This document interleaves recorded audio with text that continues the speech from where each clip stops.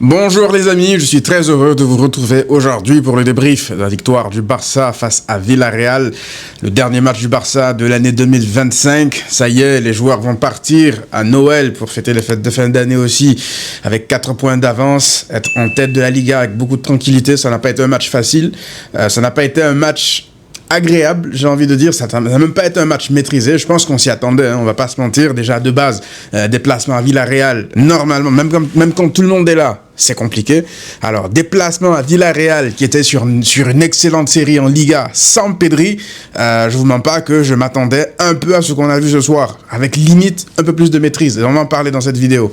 Alors, avant de parler de tout ce qui s'est passé durant le contenu du match, juste quand même revenir sur une sorte d'anecdote, enfin pas d'anecdote, mais en fait, les histoires dans le football, les circonstances, les coïncidences sont quand même folles. Parce que je ne sais pas si vous vous rendez compte que ce stade-là, c'est dans ce même stade où Ter Stegen s'était fait limite les croisés. Ce qui a eu quoi comme conséquence? Ça poussait le Barça, qui n'avait pas en tête de base de remplacer Ter Stegen, à aller chercher Johan Garcia en urgence vers la fin de saison. Parce qu'ils savaient, lorsque Ter Stegen s'est blessé, pour eux, c'était limite la goutte de trop. Alors que c'était visible pour tout le monde que Ter Stegen, ça fait un petit moment maintenant qu'il n'a plus le niveau, en fait. Dans les plus gros matchs, c'est pas lui qui va te sauver, bien au contraire. Donc, c'est quand même fou la coïncidence que ça soit dans ce même stade-là, que tout part de là, et tout nous ramène aujourd'hui à cette journée dans laquelle Johan Garcia te sort un match limite d'anthologie dans ce même stade-là, sous les yeux de Ter Stegen, qui visiblement est dégoûté.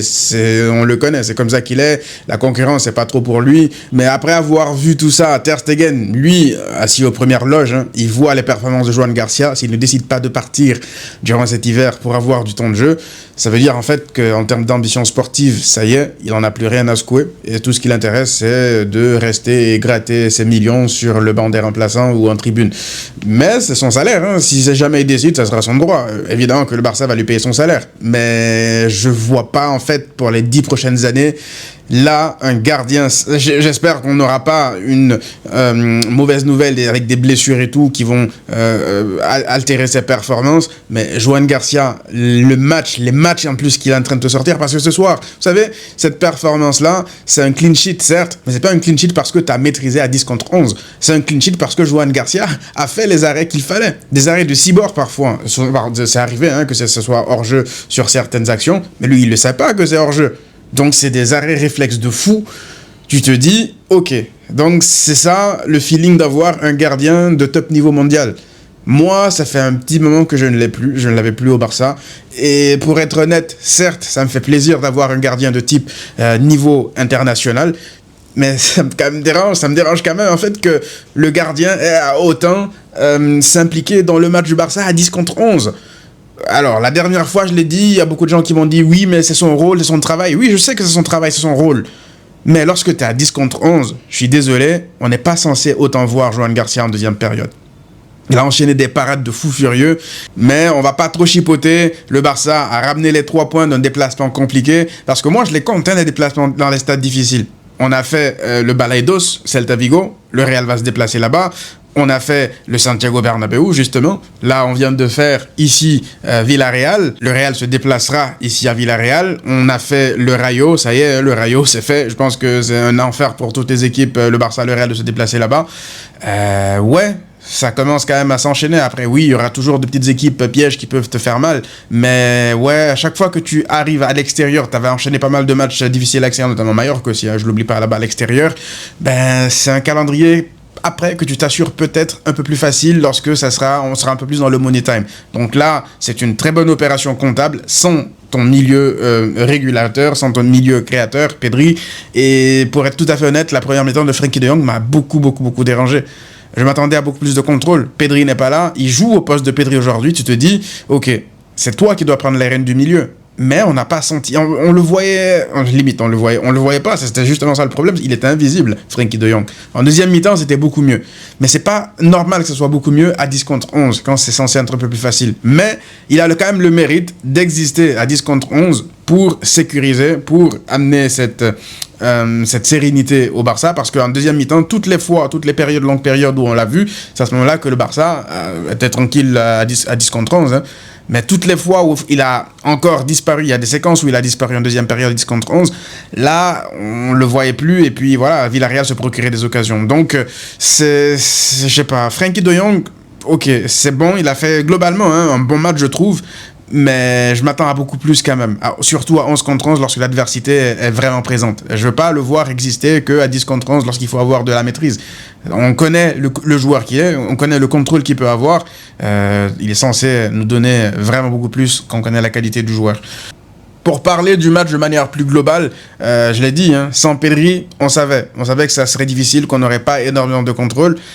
Mais, quelque part, j'ai envie de dire que c'est une excellente chose que le Barça ait joué sans Pedri. Je l'avais dit, hein, pour ceux qui sont sur Twitter, je l'avais dit avant le match. J'avais dit en gros que je préfère que Pedri ne soit pas convoqué. Lorsqu'il disait qu'il avait une surcharge et qu'il n'était pas à 100%, il avait travaillé au gymnase et tout. J'ai dit, je préfère que Pedri ne soit pas convoqué. Et beaucoup de gens m'ont dit, oui, mais on joue Villarreal. Ok, on joue Villarreal. Mais si Pedri jouait ce match-là, qui se blesse, et que derrière, tu reviens, tu as la Super Coupe d'Espagne, tu as l'Espagnol aussi à l'extérieur, faut pas l'oublier.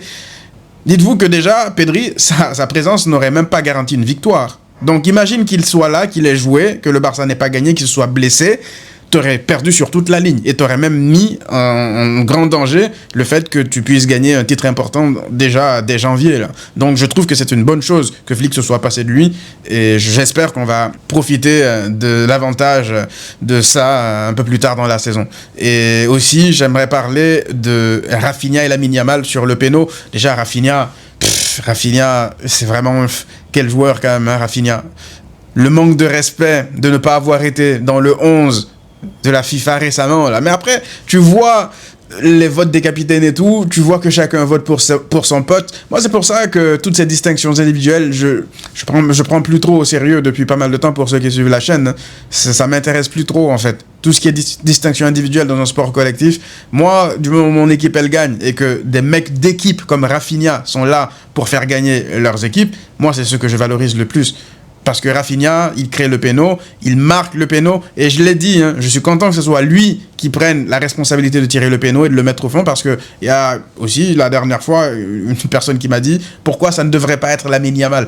En fait, les gars, faut que vous compreniez que Lamine Yamal, ça reste encore un jeune joueur. C'est pas parce que c'est une star, c'est devenu une star, qu'on doit le mettre sur un piédestal, et ça y est, c'est lui qui doit tirer les pénos, c'est lui... Non, doucement quand même.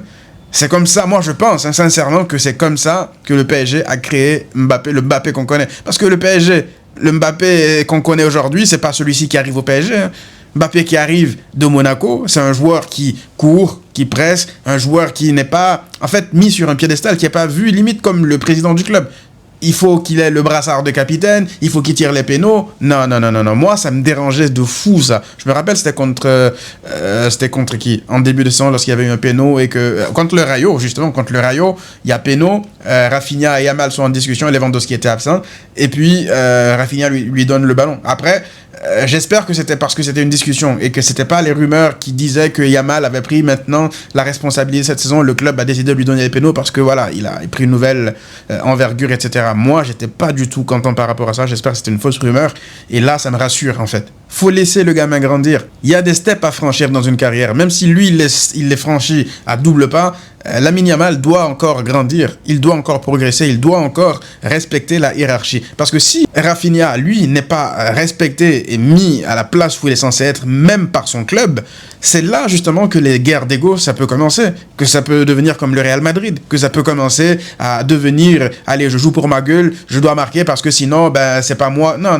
Là, je pense que c'est la meilleure chose à faire. Rafinha, s'il est sur la pelouse, c'est lui qui tire le péno. S'il est Lewandowski est sur la pelouse, malgré le fait qu'il ait raté un péno de manière scandaleuse contre l'Atlético, c'est lui qui doit tirer le péno. Sauf si lui décide de le laisser parce qu'il n'est pas en confiance. Mais c'est bien quand même pour le bien-être d'un vestiaire, les égos pour une gestion managériale parfaite, que ces choses-là quand même soient bien gérées. Et je trouve qu'aujourd'hui, en tout cas sur ce que j'ai vu, ça a été très très très bien géré. Et la dernière fois que Lewandowski aussi tire le péno devant Lamine Yamal, malgré le fait qu'il ait raté le péno contre le FC Séville là-bas, le FC Séville chez eux, c'était aussi une excellente chose. Donc ouais, ça je tenais à le préciser juste pour clarifier cela. Ensuite, le défenseur qui a commis un attentat sur Lamine Yamal, je l'ai dit sur Twitter, j'espère que ce mec-là, j'espère qu'il a été raccompagné par la Guardia Civile.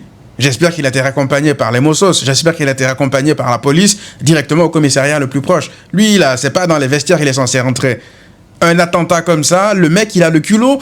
Il a le culot de contester. Il conteste quoi, en fait?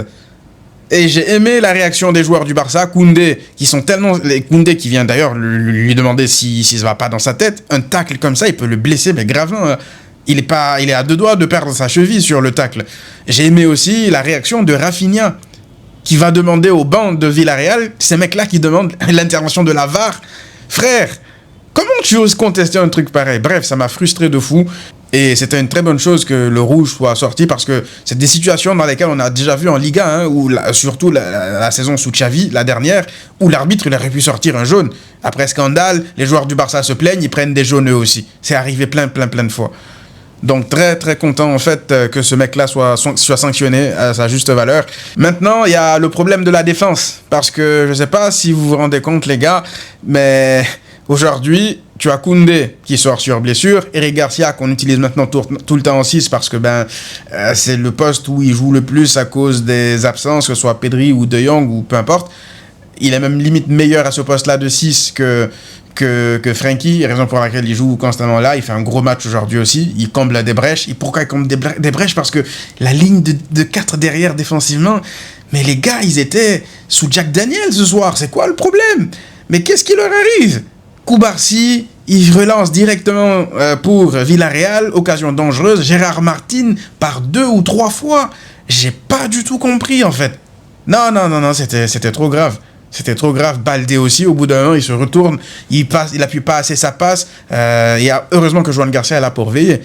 Donc, je sais pas si la direction, si Deco, ils vont se poser pour regarder l'état de l'effectif, surtout la défense. Christensen vient de se blesser pour minimum 4 mois. Ça veut dire que tu as 2 défenseurs centraux, dont un qui est latéral gauche qui est reconverti en central, et puis un autre qui est en dépression, et puis un autre qui est absent pendant 4 mois et qui a aussi des problèmes d'anxiété. Tes 2 autres défenseurs centraux, Koundé et Eric Garcia, l'un est utilisé comme latéral droit, les deux quasiment sont utilisés comme latéral droit, et les deux ils jouent constamment. Donc t'as pas de profondeur de banc au poste de latéral droit, c'est Casado qui est rentré ce soir. Donc je sais pas c'est quoi leur prévision, s'ils prévoyaient ou pas d'aller chercher un défenseur ou un latéral durant ce mercato d'hiver. Là ça devient une urgence, une obligation. Donc j'espère que Deco va pas venir nous dire on est content avec ce qu'on a, etc. Si tu veux rester compétitif et rester focus, tu peux pas te permettre de te retrouver en fait avec une charnière déjà Pau Koubarsi, Gérard Martin qui ne sont pas expérimentés, ils sont quand même pas mal enclins à faire des erreurs, hein, ça leur arrive très souvent même. Tu peux pas te permettre en fait de partir à la guerre et te dire que tu vas passer une deuxième partie de saison avec ces deux-là. Moi, j'ai pas envie de compter sur Araujo pour la deuxième partie de saison. Le club a parfaitement géré son cas. Les problèmes de santé mentale, je vous l'ai déjà expliqué, c'est très important. Mais en l'état, et même pour le reste de la saison, je n'ai pas envie de considérer Araujo comme une option en défense. Et j'espère que le club aussi, c'est ce qu'ils ont en tête.